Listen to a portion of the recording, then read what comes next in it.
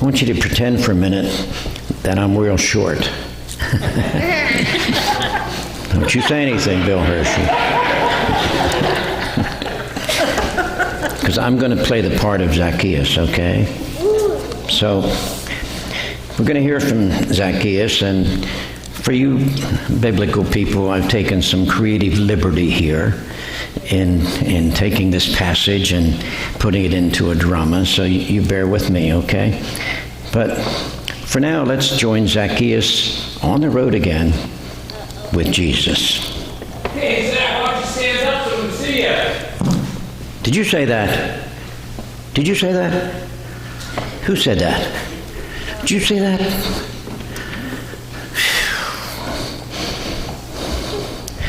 Ah, way back there, huh? Mr. Associate. I am not short. I am vertically challenged. Actually, I've been short all my life. My father was short. My mother was short. Our whole family was short. I guess you could say this is a short story.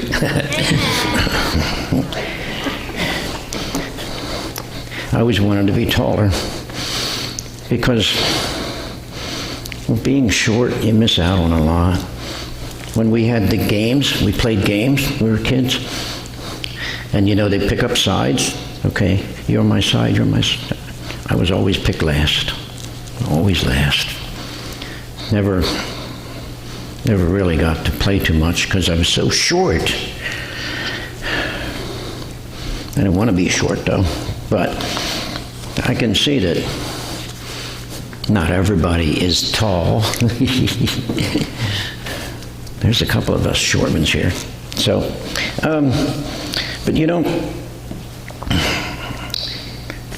one day I met a man named Jesus, and that changed my life completely. I felt happy. Let me tell you about meeting Jesus.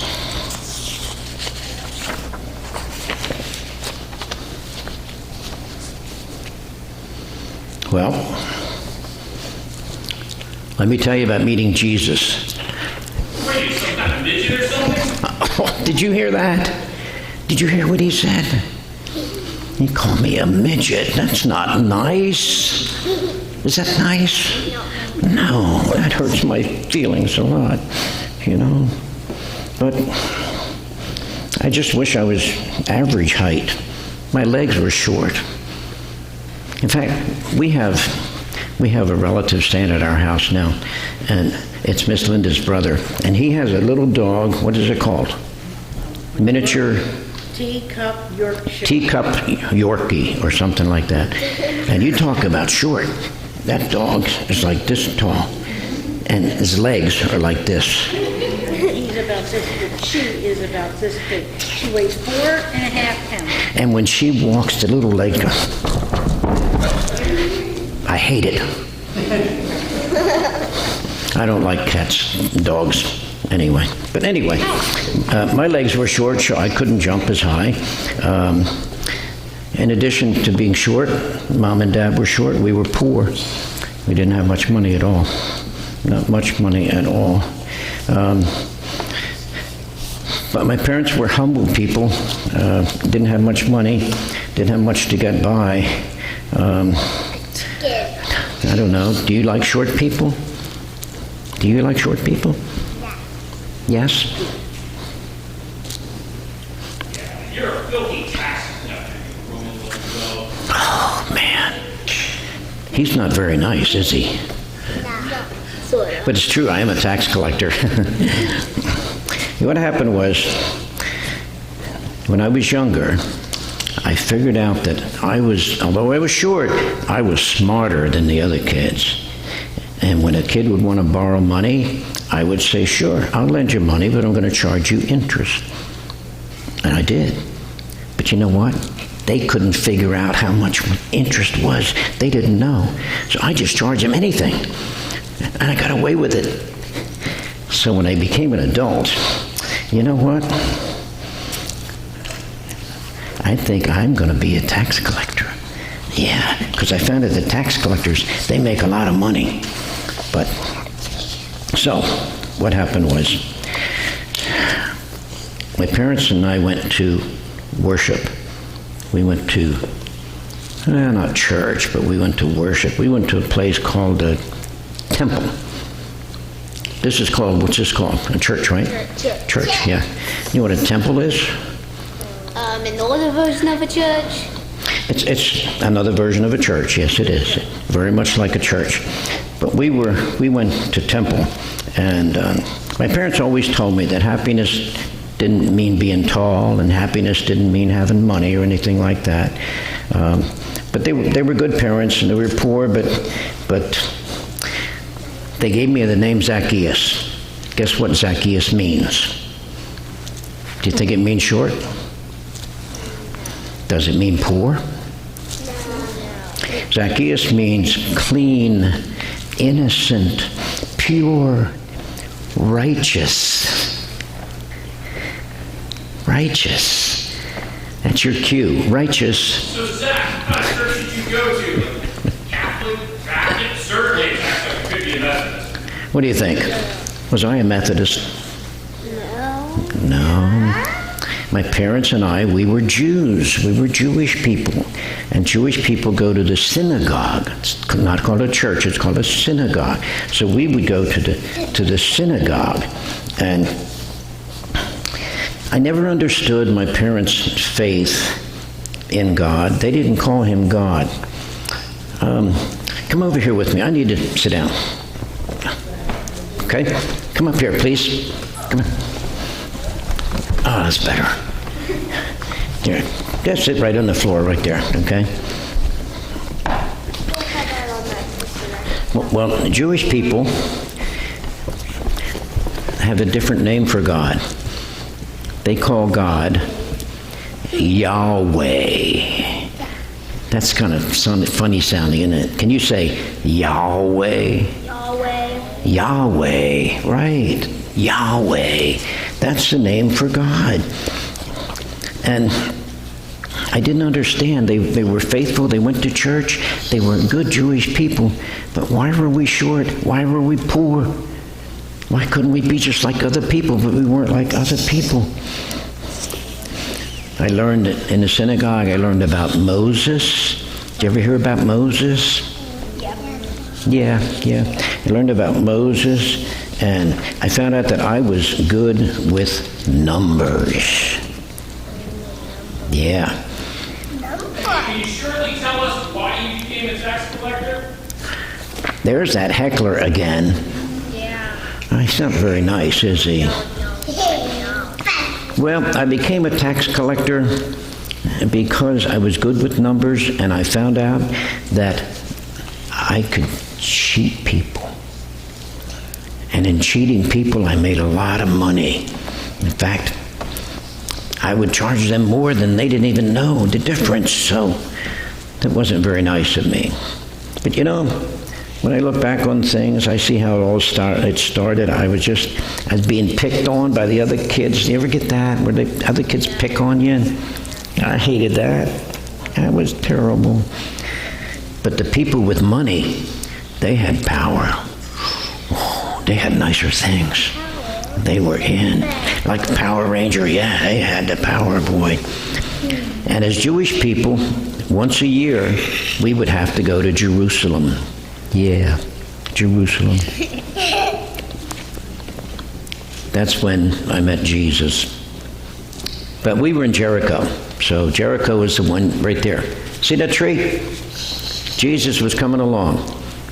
He was walking along, and I climbed up in that tree because I couldn't see him. I was so short. Look at that tree. That'd be hard to climb, wouldn't it? Anyway, I want to tell you what happened when I met Jesus. But I think I'm losing you guys, so you guys are going to go with Miss Linda. Okay?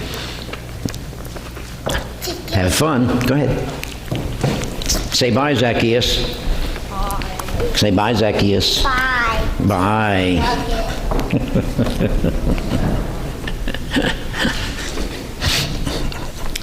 Okay. Jericho was a beautiful city. It was beautiful when we were there in 2018. Except that what happened in Jericho, do you remember? What happened to the walls? What's the song say? They came crumbling down. They were still down. There was still a pile of rubble where the city used to be in Jerusalem.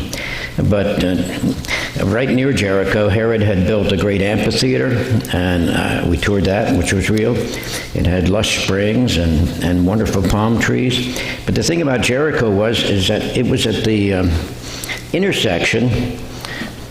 Its location, it was at the intersection of major trading routes. Back in Jesus' day, the highway going north went to the cities of Damascus and Tyre and Sidon, and they were all big industrial cities. And the highway that went west through Jerusalem also went on to Joppa, Caesarea, where was another palace that Herod had built there, and the highway heading to Egypt. So it was a great trade city. So me as a tax collector, now just so you understand, when we think tax collector, we think the person we send our school taxes to, our real estate taxes to, not the person you see. Zacchaeus was more like a customs inspector, I'll put it that way, because as they traversed through Jericho, they would have to appear at the customs at the gate, and that's where he would collect his duties or taxes. And Zacchaeus learned how to cheat people. And when he became an adult, he was very good at it. When people would come through the gate to come into the city, he would tax them. And he discovered that he could tax not just the cart that they're towing, but the animals that are towing that cart. And then he found out they didn't object, so he taxed on each wheel. And then he taxed on each animal. So he made quite a bit of money. And is it any wonder that he was not liked by the people? Because he cheated them quite well. Zacchaeus says that's how he learned the tricks of the trade. And then he discovered, too, that he could collect taxes for Rome. Rome, of course, was, people in Israel were under the power of Rome. So he acted as an agent for Rome, collecting taxes for Rome, which he would keep a cut of before he sent it off to Rome. And then he found out he could hire other people to do the same thing. So Zacchaeus was not liked at all by everyone. You can see why. So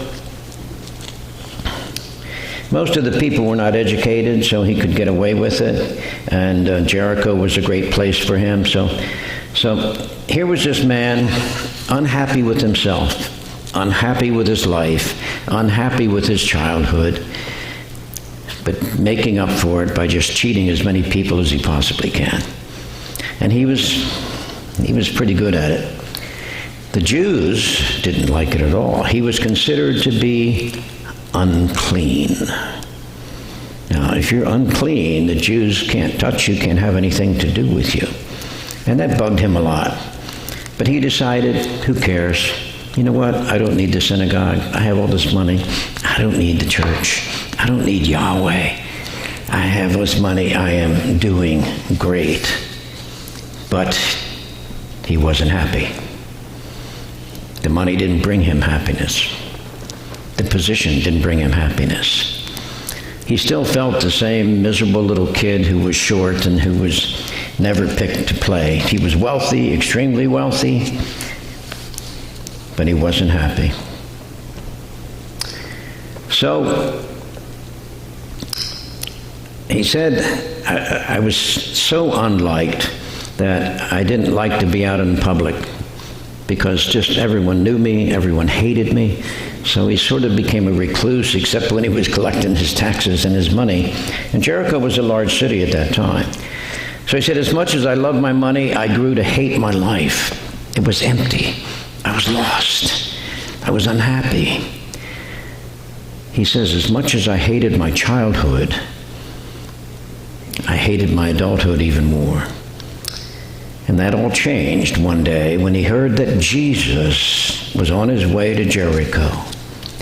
And Zacchaeus says, I decided that I would like to see this man that everyone was talking about. He raised someone from the dead. He could forgive sins. He healed people. Maybe he could help me.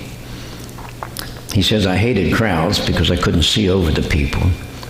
So there was a lot of talk about Jesus being this Messiah, the one who the Jews would lead us to a new kingdom. So I just wondered about this guy. I heard stories about him. He gave people new beginnings. He says, my sins were numerous. If he could make me right. But how do I get to him? I heard that he had dialogue with other tax collectors, that one of his disciples was a tax collector, Matthew. Wow. If Matthew can go, maybe he can help me. But there was no mistake when Jesus was entering Jericho. A large crowd followed him. A large crowd went ahead of him. And there were large crowds of people lining the street to welcome him. What am I going to do? How in the world am I going to get his attention? He won't even see me. I'm so short. But the crowds were focused on Jesus. So I snuck ahead of the crowd. And I climbed up in that sycamore tree. And I waited.